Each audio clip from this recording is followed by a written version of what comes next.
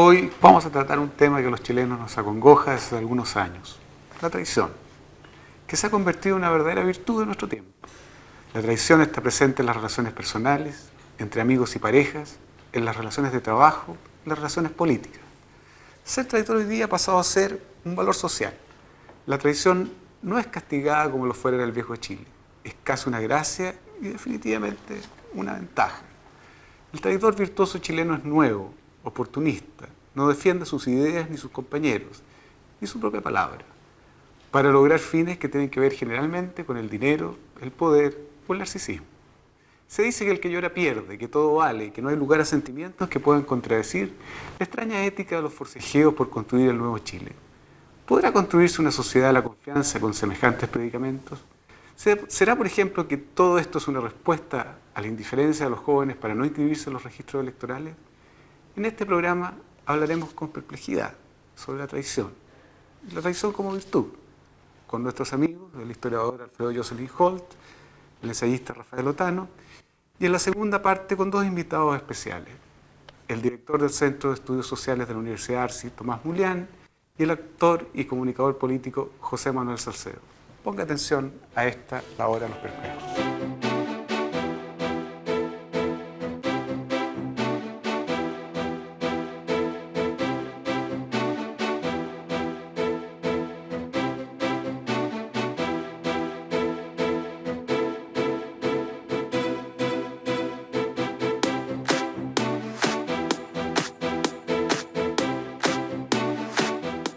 Cuando venía hacia el programa, venía pensando que los chilenos estamos cada vez más mentirosos, ¿no?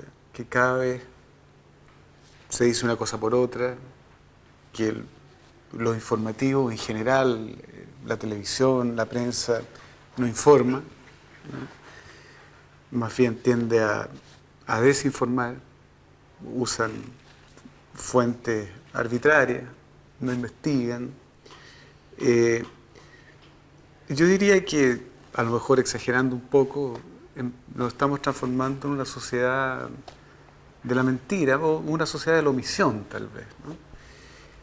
Que indudablemente hace que todo este proyecto país, como se llama ahora, ¿no es cierto?, sea inviable, ¿no? O sea, porque este proyecto país supone apertura, democracia, se supone que está basado en un mercado abierto, libre, por lo tanto informado.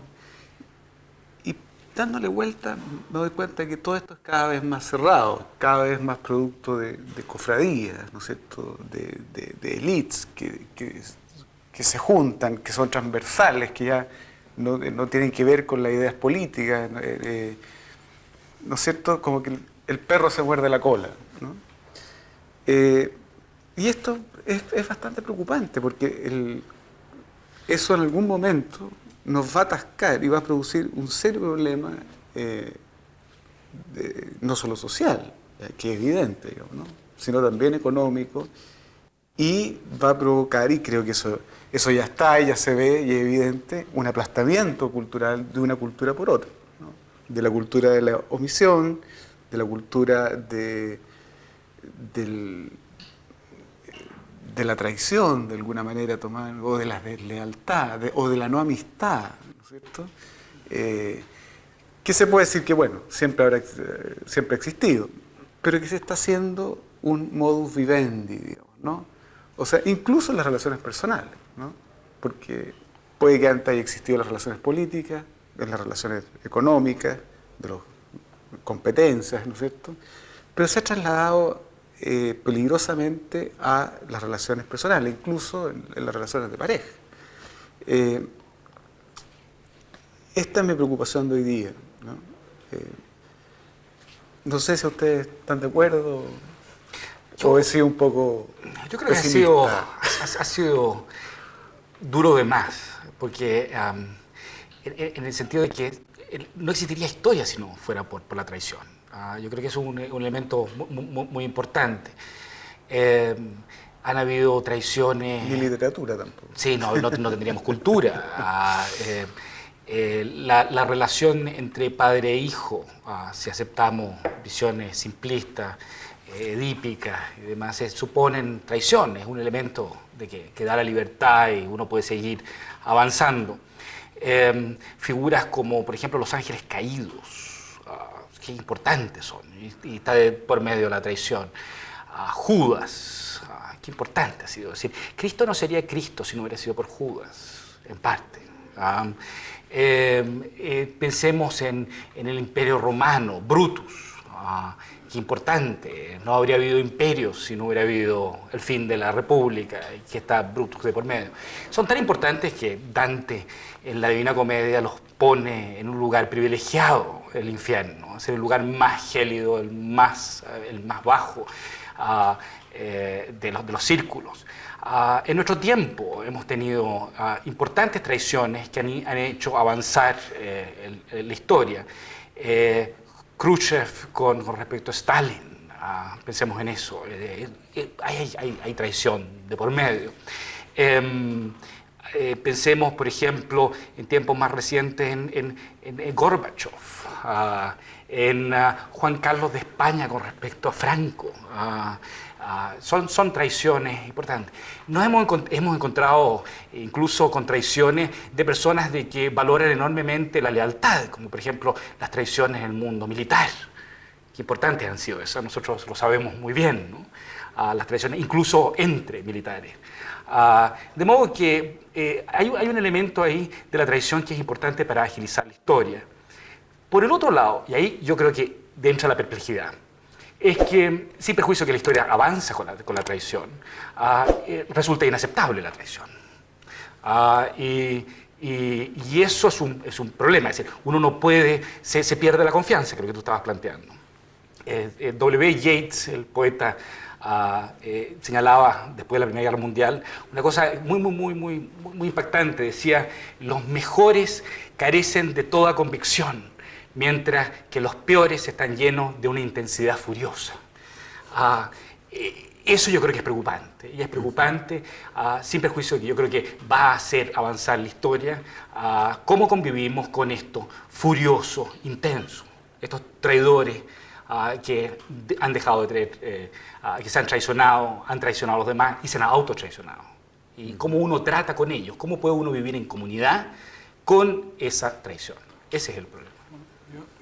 Partiendo un poco de la otra parte de la moneda, de lo que dice Alfredo, y también remontándome a ser posible algún tipo de origen, o pretendidamente remontándose, es que nuestra civilización tiene una matriz de alianza. Es decir, toda nuestra civilización está basada en una alianza, en un pacto, en que lo fundamental es la confianza, la fe, la fidelidad.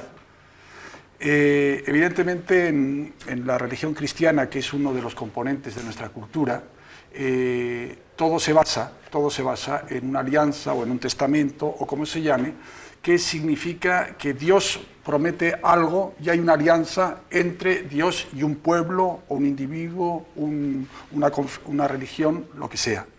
Y en este sentido, Dios es considerado, sobre todo en el Antiguo Testamento, como ¿cuál es la nota que se le da más importante a Dios? La roca. El que es fiador de la palabra dada. Y lo más importante para el Antiguo Testamento es la traición, es lo más detestable. Es decir, el no cumplir ese pacto, ese gran pacto, esa gran alianza, que es como digamos, como la columna vertebral de toda esta historia que ahí se desarrolla y que de alguna manera es la matriz de nuestra cultura, ¿no? Entonces, naturalmente,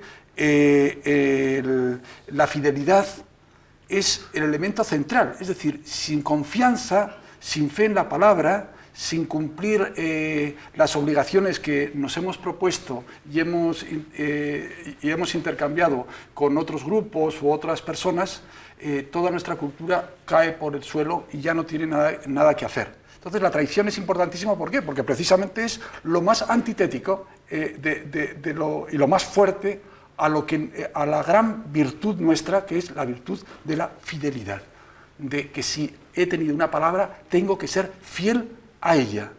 Y de tal manera que lo primero que decimos de un amigo, de cualquier cosa, es fiable, porque si es inteligente, es guapo, tiene dinero, viaja mucho, todo lo que quieras, pero si al final no es fiable, ya no nos interesa como amigo. La primera virtud de una persona es la fiabilidad.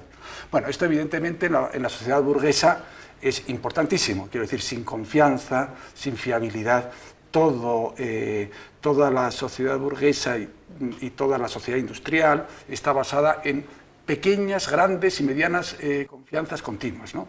Entonces, yo creo que efectivamente la traición, la infidelidad, la deslealtad es un elemento central en nuestra cultura. Y esta tensión, fidelidad, traición, es uno de los ejes para juzgar en qué momento está viviendo una sociedad. Eso quería decir. Entonces yo creo que efectivamente las sociedades más, entre comillas, desarrolladas, ¿no?, ya pueden hablar de una sociedad de la confianza, ¿no?, de una sociedad donde la fe pública existe, ¿no? Y nosotros estamos viviendo una sociedad de la traición, digamos, ¿no? Y de la letra chica, que traiciona lo que dice la letra grande. Claro, exacto. Pero, y esto, vivido así, ya, que puede que yo aparezca muy drástico, ¿no?, pero creo que es bastante drástico dentro de todo, ¿no? O sea, si vemos lo que ha pasado en estos últimos tiempos, con los problemas de la vivienda y otros, digamos, ¿no?, vemos que son cosas recurrentes, ¿no?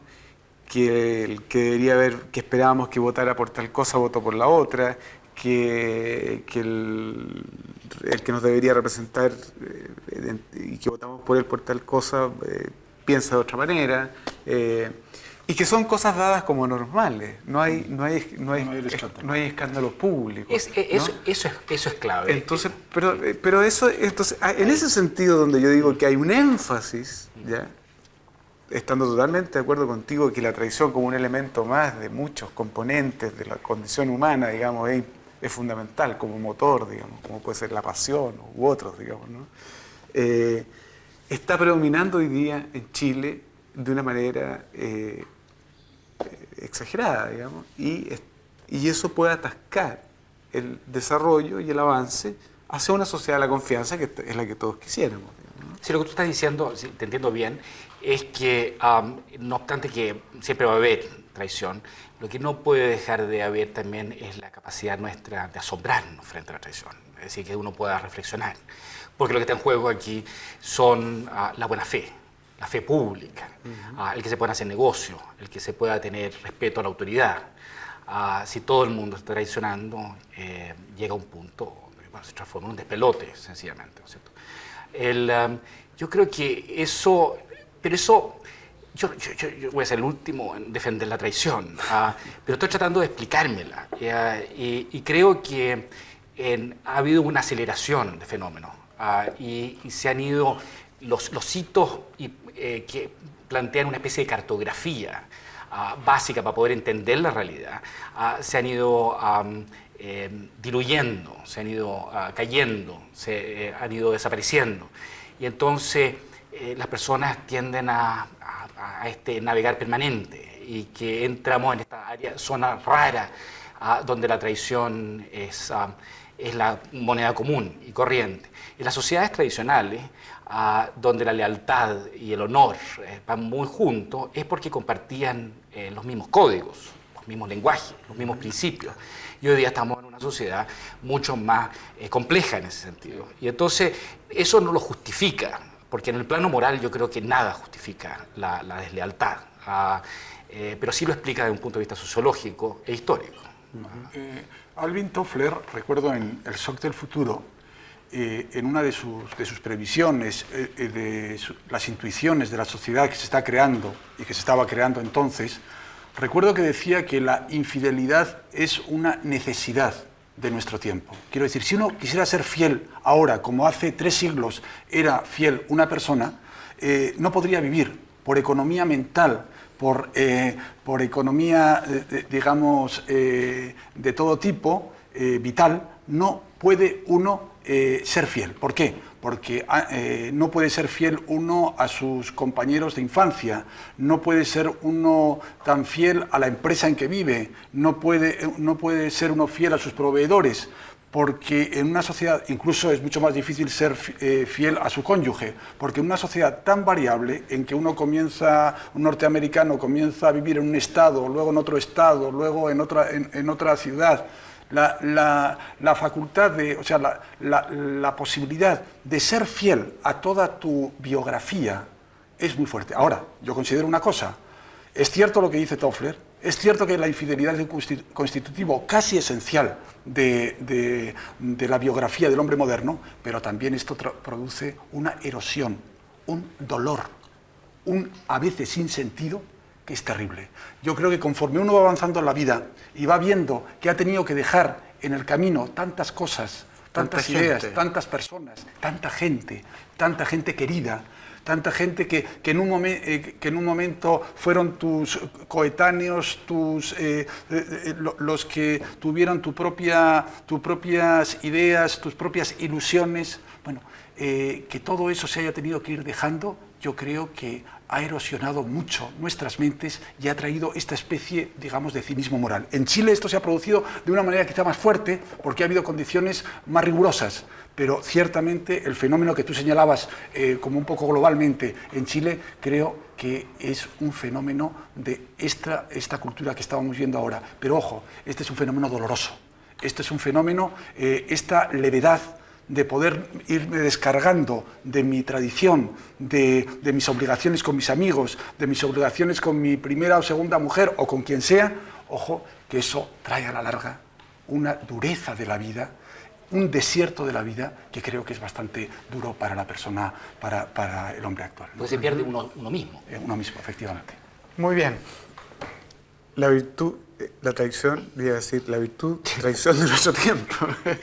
No, es la traición, virtud de nuestro tiempo. Volvemos en la segunda parte con dos invitados muy especiales, Tomás Mulián, sociólogo, y José Manuel Salcedo, actor y comunicador político.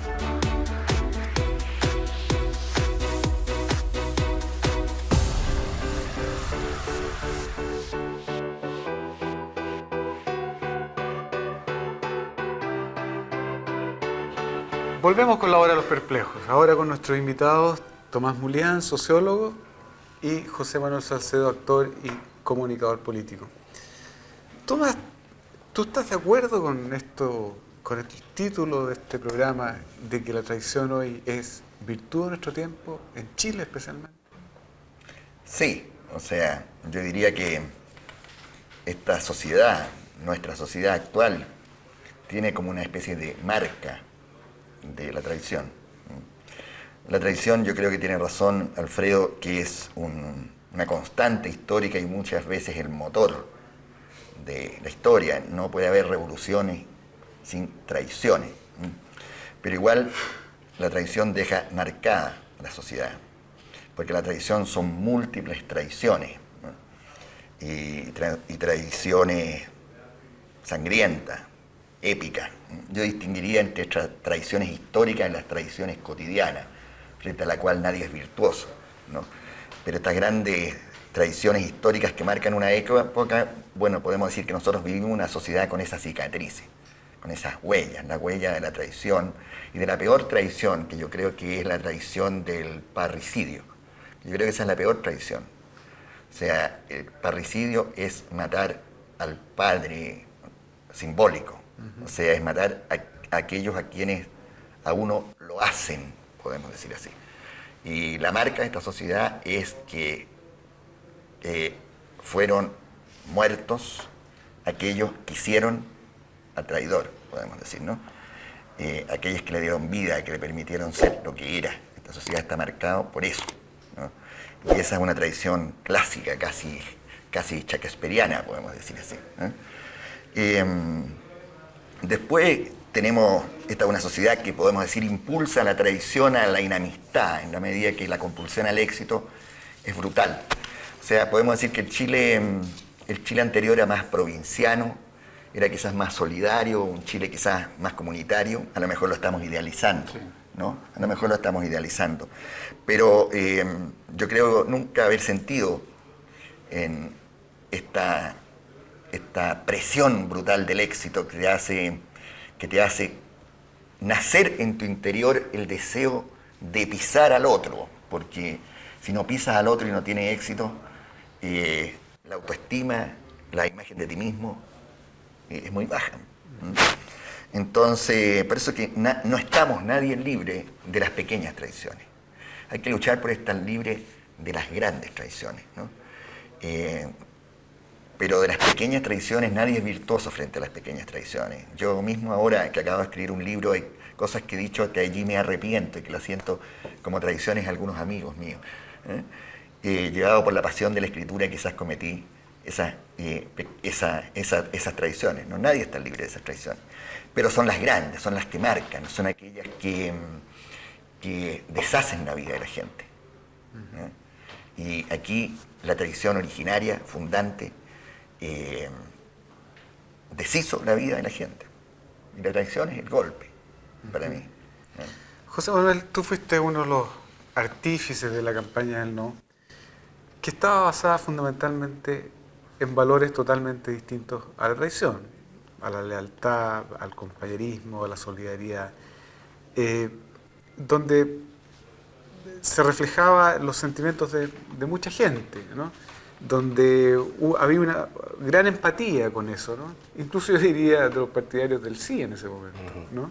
¿Qué nos pasó? ¿Qué nos pasó después, digamos, ¿no? Más allá del golpe, digamos. Bueno, yo creo que esa epopeya de la campaña del no fue justamente una especie de exorcismo en contra de la traición. Fue una manera colectiva de liberarnos hasta donde fuera posible, de poner término a un estado continuo de traición. Y yo creo que eso fue lo que marcó muy especialmente ese momento, que fue un momento muy estelar. En ese sentido, yo que efectivamente participé muy directamente y muy comprometidamente en eso, suelo no estar muy de acuerdo con los nostálgicos de ese momento, porque hay que entender que es un momento irrepetible.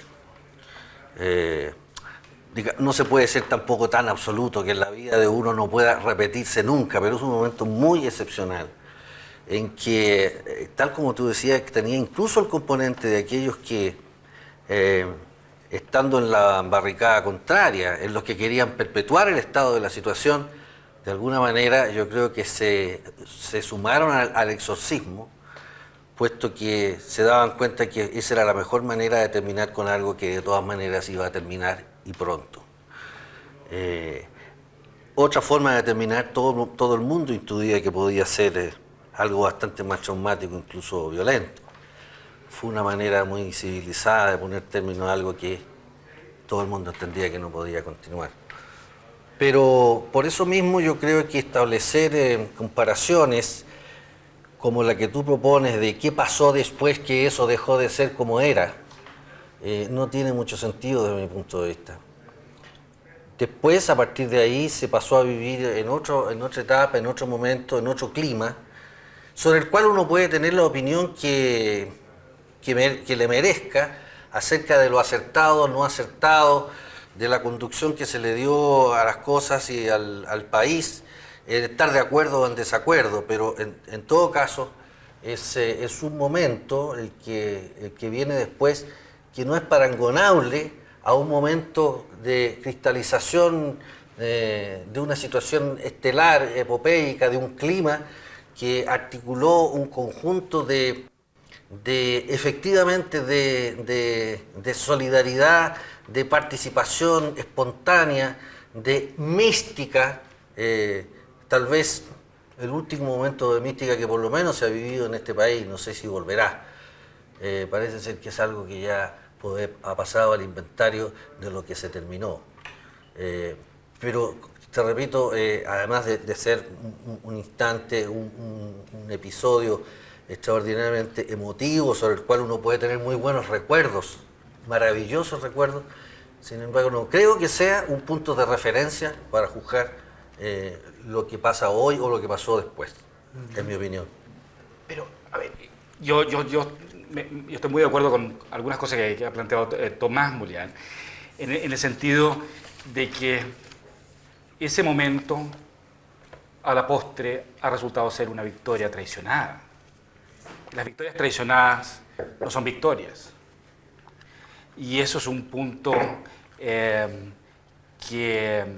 es importante, porque de lo contrario, es decir, tendríamos que considerar de que ese momento estelar fue un paréntesis, o lo que viene después es un paréntesis. Y eso pasa por no hacerse cargo de la historia, y eso es gravísimo. Y yo creo que lo que apunta a Tomás tiene que ver con eso. Y en ese sentido, la traición es un aspecto que uno tiene que mirarle la cara. Y de un tiempo a esta parte no le hemos mirado la cara. Es decir, una cosa es que sea la virtud de nuestro tiempo, pero otra cosa es de que no nos hagamos responsables ética, política y moralmente de esa traición. Y yo creo que en ese sentido lo está planteando Tomás. Sí, pero yo también diría que aquí la palabra traición, es decir, plantea un problema, ¿no? Un problema, diríamos, semántico, o sea, que nos transforma en jueces morales. Yo creo que hay, evidentemente, un olvido de las promesas. Un olvido de las promesas, aquello por lo que luchamos entre el 80 y el 86, los que estábamos en la oposición a Pinochet, era cambiar la sociedad de Pinochet. Y lo que cambiamos es a Pinochet. En el doble sentido, que dejó de ser gobernante y le cambiamos su significado. El monstruo cada día está más dulcificado en la imagen de todo el mundo. Ha pasado a ser una especie de hombre bonachón que se va a ir entre aplausos, banderas y vítores, ¿no? Y a lo mejor dirige hasta la barra brava del Colo-Colo, un tiempo más, ¿no? Pero nos olvidamos de lo que dijimos, hay un olvido de las promesas. Confundimos el realismo con el pragmatismo. Entonces, ese olvido de las promesas es una forma, digamos, de la traición a uno mismo, podemos decir así. Yo creo que siempre en la traición a otros está la traición a uno mismo. O sea, la traición, uno puede cambiar. Yo he cambiado mucho. Diría que he cambiado, algunos cambian hacia la derecha, otros cambian hacia la izquierda, yo he cambiado hacia la izquierda. Pero y también entonces tendría que hacerme responsable de lo que dije en su tiempo, ¿no? Pero las convicciones que uno tiene son lo fundamentales. Cuando uno se traiciona a sí mismo es porque traiciona sus convicciones. Entonces, no todos los que están haciendo, los que están en el gobierno, se traicionan a sí mismos. Simplemente muchos de ellos cambiaron sus convicciones. Y cuando uno eso no lo hace ni por oportunismo, ni por poder, ni por dinero, y lo hace porque cambió su juicio sobre la historia, es legítimo. Eso no es una traición, ni a sí mismo ni a nadie, ¿no? El problema es que uno sospecha que detrás de todo esto hay una especie de conformismo terrible con una sociedad que sigue siendo una sociedad enajenante, estresante, inhumana, y entonces no sé si esto es llamarle traición. Yo diría, se ha cambiado los valores, las convicciones, las ideologías, las metas. A lo mejor no se ha traicionado, pero se ha dejado a un país con la idea de que este es el mejor mundo. Este es el mejor mundo. Bueno, y si este es el mejor mundo, es lógico que los jóvenes no quieran inscribirse en los registros electorales, ¿no? Porque esto es lo único posible. A lo mejor no es el mejor mundo, es el único mundo posible. Cualquier cosa que sea, la primera o la segunda, es el fin de la esperanza, el fin de la historicidad, podemos decir así. Y yo creo que esa es la gran traición, entre comillas, digamos, la traición del olvido de que queríamos un mundo mejor. Eso yo lo vería como la gran traición, entre comillas, digamos, porque a lo mejor la palabra denota cosas que yo no quisiera moralizaciones que yo no quisiera hacer respecto. Pero, Tomás, yo creo que hay que moralizar, porque hay ética de por medio. Y el momento en que la política no tiene ética, se va produciendo el efecto de abstención, de apatía, de descorazonamiento generalizado. Y eso es lo grave. Y eso es lo que de alguna manera ha estado ocurriendo a esta parte. Y eso supone admitir de que aquí ha habido traiciones. Porque una cosa es que la gente vaya cambiando. Otra cosa es que se hagan cargo de la postura que estuvieron en un determinado momento y que hoy día están en otra. Y eso es lo que no está ocurriendo. Sí, eso es lo que no está pasando. Sí, es verdad. Ahí la tradición consiste en la mentira, en el ocultamiento. En el ocultamiento. Pero hay que mirar, yo creo, los factores. Cuando digo no hay que moralizar, voy a cambiar. Digamos, hay que moralizar con un juicio histórico. ¿Ah? Es decir, con un juicio que tome en cuenta que los cambios no son puramente cambios subjetivos de los actores, sino que son cambios en el interior de una transición que para mí es una derrota.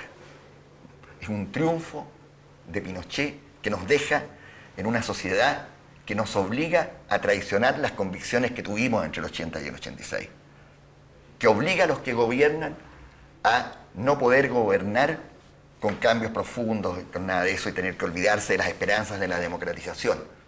Eso, en ese sentido yo digo, no... Pero ¿por qué esto permea las relaciones individuales, las relaciones de los grupos? ¿Me permite? Mira, yo no tengo interés creo que no tiene interés para los telespectadores reducir exclusivamente el tema a la cuestión política coyuntural chilena, que ciertamente es muy importante. Correcto. Además, me ahorra mucho comentario las precisiones que ha hecho Tomás, porque si no las hubiera hecho me habría obligado, desde mi punto de vista tal vez, a hacer yo mismo ciertas precisiones, pero me parece que las que él ha hecho, en términos de el significado más preciso, de carácter histórico, de la manera que él emplea la palabra traición, me permite poder, desde mi parte, continuar con la conversación hacia otro lado. Y justamente a propósito de lo que él decía, hay aquí una cuestión que nos complica la vida, que es un asunto semántico, en el cual el diccionario nos ayuda poquísimo. Yo creo que la palabra traición, el concepto de traición, se usa para un barrido y para un fregado, desde cosas tan nimias como decir, por ejemplo, me traicionaron las palabras, por decir me equivoqué, o a extremos tan increíbles como el delito de traición a la patria que se aplica en el Perú a los extranjeros. Cosa que obviamente es el abuso máximo que se puede hacer del concepto de la traición. Yo creo personalmente que la traición, que el concepto de traición adquiere su sentido más propio, más allá de lo cual empiezan aplicaciones metafóricas, políticas, históricas, psicológicas, etcétera, etcétera. Es aquella transgresión a una confianza que se basa en el afecto, en el amor. Yo creo que eso es esencialmente la palabra traición, es como el núcleo del concepto alrededor del cual después se van tejiendo analogías o metáforas para significar la transgresión de algo que no es exactamente lo mismo. Y se habla porque no se puede decir que traición la deslealtad necesariamente, el incumplimiento de un contrato o simplemente la mentira, porque son cuestiones que muchas veces caen en la banalidad y que no expresan directamente lo que se quiere decir. Yo creo que aún más, en ese contexto de la transgresión de la confianza basada en el amor, sea de pareja o el amor filial, el amor de los padres o de los hermanos, creo yo que, estrictamente hablando, la idea de traición no existe desde el punto de vista del traicionero. Yo creo que el que traiciona nunca tiene la conciencia de decir estoy cometiendo un acto de traición.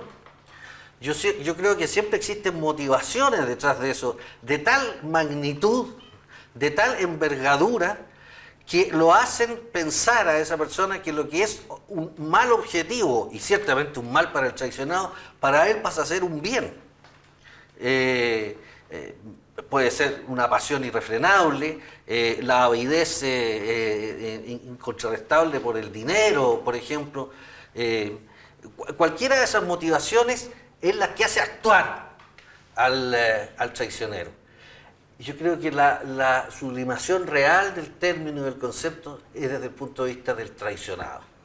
Aquel que realmente está convencido, plena y absolutamente convencido de que la persona a que se refiere le provoca tal grado de confianza por el amor que le profesa, que en ese momento se produce, y lo que viene a cuento de este programa, la perplejidad total, en que esa persona queda prácticamente paralizada y que es inducido o a matar, o a matarse, o a entrar en la locura o en la desesperación más completa.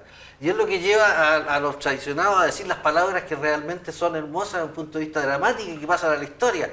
El grito "allá va la muerte" del traicionero es nada al lado del que dice "¿por qué yo? ¿Qué es lo que yo hice? Tú también, bruto". Es que el tipo que está completa y absolutamente atónito, o el que el momento antes de tener conciencia de la traición, y para volver, y con esto termino el tema anterior, el que dice "¿dónde está Augusto? Pobre Augusto", antes de saber que el acto se iba a consumar. Claro, pero por eso mismo que tenemos que modificar la definición de confianza, de traición, y decir que es una transgresión a la confianza, ese término que ustedes usaron al principio, y a la lealtad, no solamente al amor. Claro. ¿Ah? Porque ¿dónde está Augusto? ¿Dónde está Augusto? Quizás en esas palabras de Allende al borde de la muerte está el amor. Yo estoy convencido de eso. Pero, según mi manera de ver las cosas, también, es un secreto que no conocemos. Pero también está, o sea, el afecto, podemos decir, el afecto, sí, claro, hacia aquel que él creía su próximo, un amigo. Entonces, aquí las traiciones son las transgresiones a la lealtad. ¿Eh? Y para mí, claro, yo tengo una diferencia, claro, de enfoque. Yo soy sociólogo, entonces a mí me preocupa cómo las sociedades moldean, empujan hacia la traición como transgresión al afecto, al amor, a la promesa. Y yo creo que esta sociedad empuja hacia allá. Yo pensaría que uno siempre comete traiciones, por eso uno no debe presentarse frente a la traición nunca como un virtuoso. Una parte. Claro. Uno comete traiciones. Ha cometido traiciones a sus amores, ha cometido traiciones a sus amigos, ha cometido muchas traiciones. Pero sí, hay que preocuparse de una sociedad que empuja a la traición como acto inconsciente, como acto no reflexivo. Porque esta sociedad donde uno tiene que pisar a alguien para subir. El arribismo. Claro, el escalamiento. Es el escalamiento, ese escalamiento que se hace sobre el cadáver prosaico de otro compañero de oficina del lado, etcétera, para subir encima de él. Bueno, esta sociedad es donde entonces la traición pierde el carácter dramático, donde ya nadie dice ¿y por qué yo? O nadie tiene el grito de Brutus, porque la sociedad te hace ser cotidianamente traidor a alguna promesa, la traición pequeña, la acusación al compañero, hacerle la pata al patrón para conseguir, bueno. Y esas sociedades que empujan, toda sociedad empuja siempre, de alguna forma, porque los humanos somos crueles, y la historia también es cruel, pero hay sociedades, y estas sociedades, ciertas sociedades burguesas, donde el dinero se transforma en el alma de los hombres. Esas sociedades yo creo que empujan mucho más que otras a esta multitud de actos de adoración al dios dinero, con lo cual uno está dispuesto a sacrificar todo, porque detrás de la traición está la excusa del bien. para uno. Claro, siempre está esa excusa detrás. ¿Ah? Pero yo quiero insistir nada más, oye, que hay una cuestión aquí, una cuestión de significado de las palabras, que tal vez no tenga ninguna importancia frente al uso común que la gente hace de esta palabra, ¿no? Por lo tanto, creo que es una especie de diletantismo o exquisitismo que yo quiero introducir aquí, con el ánimo nada más como de establecer cuál es el punto de partida, cuál es el corazón del concepto de la traición, que de ahí se va extendiendo hacia otros campos. Quería referirme a algo que ustedes dijeron en la primera parte muy brevemente, de que hoy como que se perdona más o se castiga menos la traición. Eso yo creo que en parte es cierto, en ciertos aspectos es cierto, sin embargo en otros ha habido una enorme superación. Si pensamos lo que eran considerados traidores, los apóstatas, los réprobos, los traidores al partido, que corrían el riesgo cierto de muerte, en todo caso de excomulgación de la sociedad, de la amistad, el castigo social más terrible, eso es una cosa que parece que hemos superado. Hoy por hoy nadie anda matando a otro porque se cambió de partido, porque cambió de sus ideas. Esto lo alcanzamos a vivir en nuestras vidas. El estalinismo sembró de esto el mundo entero. La Iglesia Católica a los apóstatas precisamente no los trataba muy bien. Hoy por hoy es una cosa que aparece como normal o como aceptada, y que ya, para que veas esto hasta qué punto, esta metaforización de la palabra tiene un sentido cultural e histórico. Ya no es traición hacer eso, que antes, hace algunos años, en algunos siglos, sí era considerado un acto pero de traición, sí, digno del peor castigo. Pero siempre esos cambios han supuesto, como se llama, ciertos fundamentos. Y lo que llama la atención hoy día es de que no hay fundamentos. Es decir, hay un tipo de sociedad que le está diciendo, mire usted, tómelo esto con la forma más natural del mundo. Y hay receptores que están observando esto y consideran que esto es efectivamente la cosa más natural del mundo. Que es muy distinto a un hereje de que tiene justificaciones para sus actos. Y entonces ahí ha cambiado. Y entonces hay una diferencia ahí en un caso y en otro. Bueno, yo echo de menos un poco el concepto del caballero, eso que llamaban el caballero chileno. Yo creo que en este momento de déficit de confianza, de déficit, digamos, de decencia en cierto sentido, respecto a la palabra, hay personas que necesitamos de personas en quien confiar intelectualmente, en que confiar personalmente, en que confiar un secreto, en confiar un problema. Y yo creo que son un poco pararrayos en una sociedad. No quiero dar una visión mesiánica de ningún grupo de personas, pero sin duda yo recuerdo que ciertos intelectuales españoles, de los del 98, que tenían un problema y decían, llamémosle a Marañón. Marañón era el famoso autor Marañón. Y cuando murió Marañón, dicen, no tenemos el teléfono de Marañón.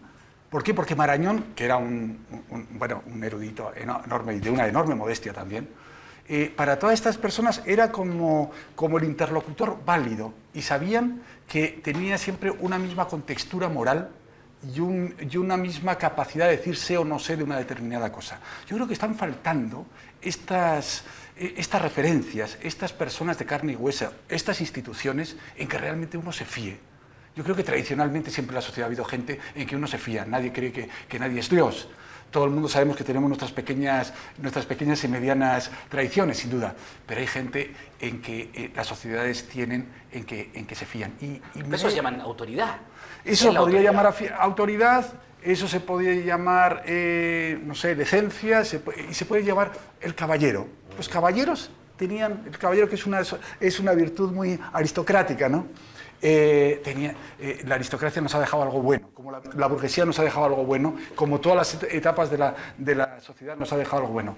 Y este honor, este compromiso con la palabra, creo que es algo bueno, ¿no? Sí, yo quería decir algo que está también relacionado con esto, pero con lo que tú decías. Sí, la tolerancia está bien, pero no el relativismo. Y yo creo que lo que pasa con esta sociedad es la pérdida de las convicciones. Yo creo que es mejor tener cualquier convicción que no tener ninguna. Y Porque yo- no existiría traición si no existen convicciones. Claro, Era lo exactamente. referente. No existiría traición si no hay convicciones, claro. Si al afecto, al amor, a la promesa no se le da el papel de un valor importante, todo vale, todo vale, todo vale. Entonces la sociedad es la sociedad llamada vulgarmente maquiavélica, podemos decir así. ¿Ah? Y uno tiene la impresión que estamos en una sociedad en que importan más los fines, las metas, digamos, que los medios, ¿no? Entonces, a mí no me gusta esta especie de tolerancia light. Yo admiro a la gente con convicciones. La convicción tiene el peligro del fundamentalismo, tiene el peligro de la ETA, pero tiene la gran virtud de que hay creencias, que hay valores, que hay algo por qué luchar. En este país yo creo que nosotros somos una generación en que había algo por qué luchar. Que no haya nada por qué luchar, porque ya las ideologías no valen, porque se dice que no hay ideología, y al decirse eso se dice que también no son necesarias las convicciones, las ideas. Entonces, esa es una sociedad que le preocupa un rábano que haya 3.700.000 pobres. Y que claro, se impresionó unos momentos, como siempre, quien se impresiona en una película de terror, porque vio los campamentos en la televisión transformados en espectáculo para el rating en el momento de los temporales, pero después se olvidó tranquilamente. Entonces es la convicción, una cosa muy importante y una cosa que yo creo que falta, y por eso que hay este vacío generacional entre nosotros y los jóvenes. ¿Qué le vamos a transmitir? Que todo da lo mismo, que no creemos en nada. ¿Sabes qué? Se cayó el muro de Berlín y me sepultó, me cayó un ladrillo y me dañó las neuronas de las creencias, y ahora hago lo que quiero. Pero Tomás, ¿por qué hace poco vimos 10.000 estudiantes en la calle y donde evidentemente hay convicciones que a lo mejor desde la institucionalidad, desde las generaciones mayores, es complicado entender yo he escuchado criticar eso por gente que alguna vez lo hizo, digamos, también, ¿no? ¿Por qué esa incomunicación, digamos, ¿no? Sí, y por qué hace no solo 10 años atrás, 15 años, 9 años, alguien iba preso o moría por sus ideas en este país, ¿no? Y alguien dejaba sus carreras por defender su idea, dejaba su trabajo y arriesgaba cosas. Bueno, que yo creo que ahora estamos también, yo creo que esta es una sociedad quizás hastiada de la tragedia. Y en ese sentido nuestra gravedad, la gravedad de nuestro tema, puede a alguna gente producirle mucho hastío, porque esta es una sociedad que se ha vuelto como el hedonismo, podemos decir así. Pero va a despertar, si esas fases históricas son así, va a despertar de ellas, y está despertando, y estos jóvenes. A mí lo que me molestaba en la movilización de los jóvenes, ¿saben lo que es su término? Que terminó siendo una negociación por $300 millones, ¿no? No tanto. No tanto. Pero porque yo no entiendo los mineros del carbón, porque esa es la desesperación y la necesidad de sobrevivencia. Pero no entiendo que en vez de convertir el movimiento estudiantil en una crítica radical al sistema universitario chileno, se termine transando toda la movilización por unos pesos más. Y yo creo que exactamente eso coloca en la perspectiva de la cuestión que estábamos hablando antes. Quiero ahorrarme palabras. Cuando yo hablaba de lo que se ha avanzado en tolerancia, ciertamente no estoy haciendo al mismo tiempo una defensa de la falta de convicciones, de razones por las cuales luchar, de la necesidad de cambiar la sociedad y el mundo. Por cierto, no es esa mi perspectiva. Pero lo que sí me parece que efectivamente estamos viviendo un ciclo, en el sentido propio, vale decir que inevitablemente vendrá otro, como tú lo decías recién, en que la percepción que se tiene colectiva, y me parece que universal, de que no hay un espacio para cambiar o hacia dónde cambiar, es una cuestión que cae como una tonelada de plomo sobre la cabeza, mucho peor que el smog, sobre la cabeza de todos los seres humanos, que obviamente tiene sus particularismos en Chile. Pero déjame terminar la idea en relación a esto de cómo explicarse entonces que 10.000 jóvenes universitarios se movilicen. Y me parece que lo que señala Tomás me parece correcto, en el sentido de que también en ellos existe el convencimiento o simplemente la sensación de que no hay un margen para el cambio, de que no hay una factibilidad del cambio, ni siquiera hay una direccionalidad posible de avisorar para el cambio.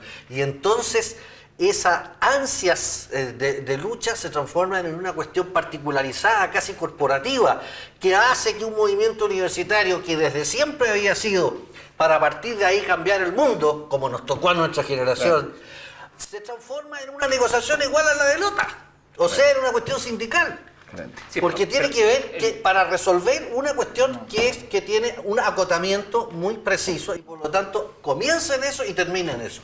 Y de por medio algunas guindas que todos al final vimos que eran guindas. Sí, pero ahí la responsabilidad está precisamente en esa generación.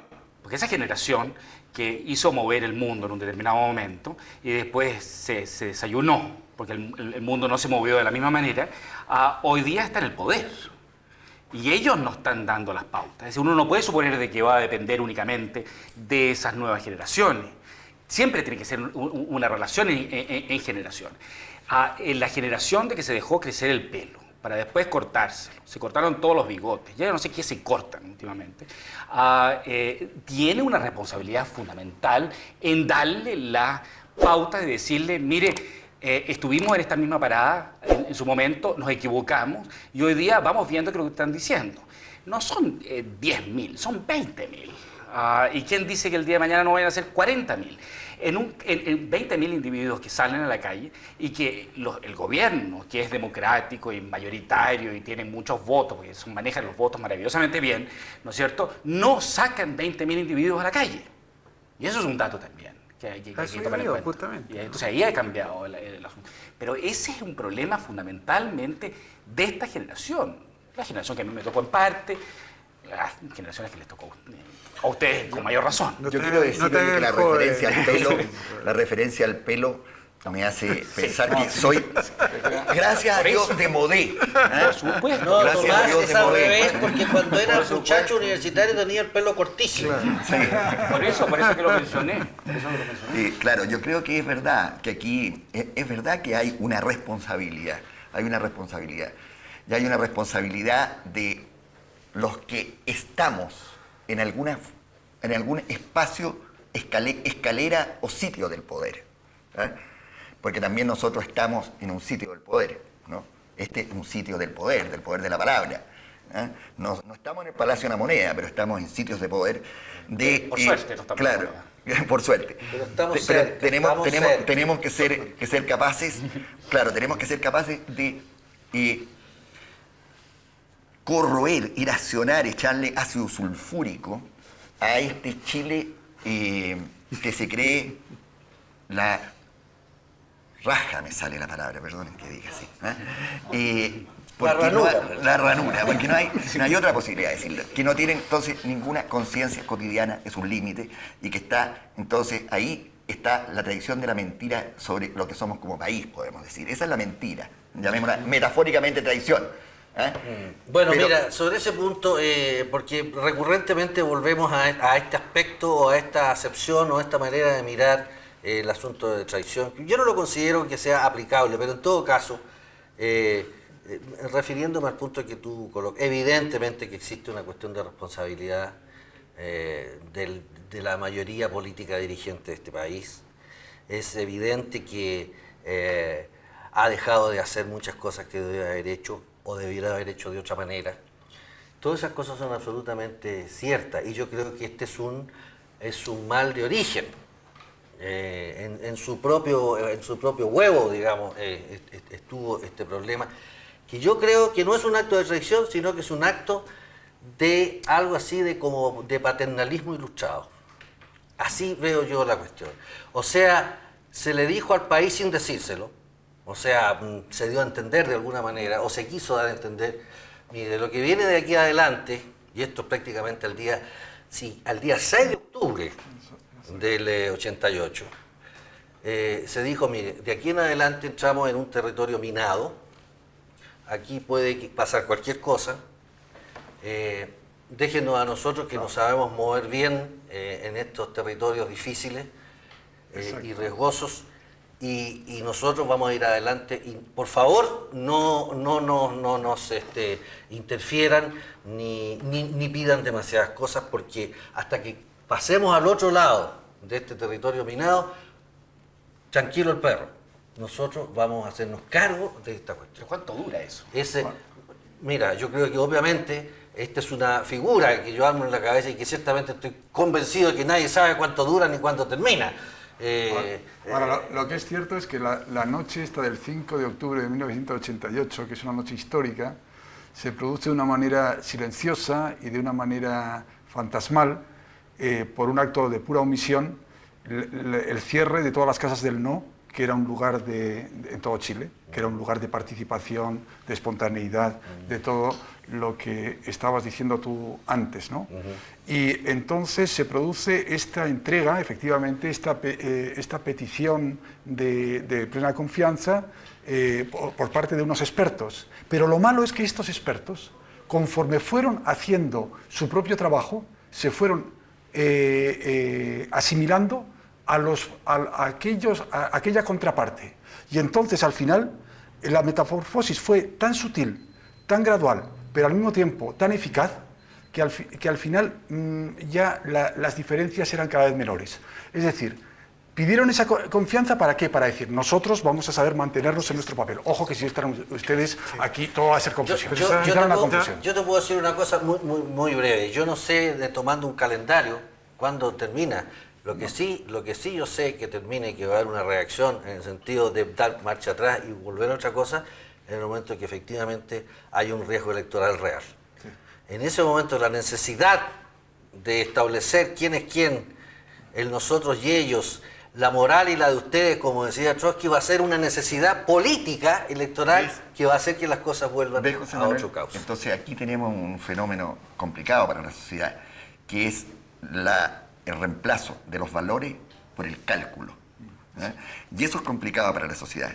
Porque ¿qué es lo que estamos recibiendo? ¿Qué se recibe desde arriba? ¿Qué se recibe desde el poder del Estado? Se recibe la idea que esta sociedad es una especie de sociedad natural, y que con ello hay que andar despacito, tratando de no pisar los huevos, porque hemos por fin llegado al paraíso terrenal, y el paraíso terrenal se esfuma si uno hace movimientos demasiado bruscos.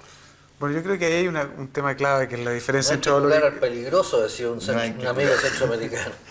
Yo creo que hay un punto clave, que es la diferencia entre valor y cálculo, que es la respuesta que esperan, yo creo que, bueno, más de la mitad de este país, que no tiene nada que ver, y a lo mejor ni le interesa todo lo que hemos estado hablando.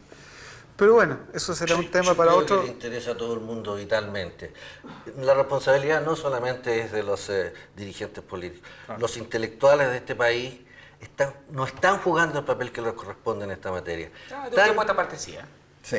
Sí. Están en una fase denunciativa, incluso no muy... Pero denunciando el consenso, eso ya es bastante.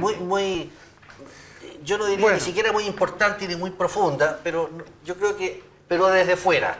Jugando el partido desde fuera, yo creo que eso no es bueno. Estamos de acuerdo. Por eso yo creo que la diferencia entre valor y cálculo es clave, ¿no? Para toda esa gente que ha estado muy ajena quizás a lo que hemos estado hablando, ¿no? Ajena en términos históricos, digamos, ¿no? Bueno, el tiempo se nos acaba. Los esperamos en la próxima Hora de los Perplejos. Les agradezco a los panelistas y a los invitados. Muchas gracias.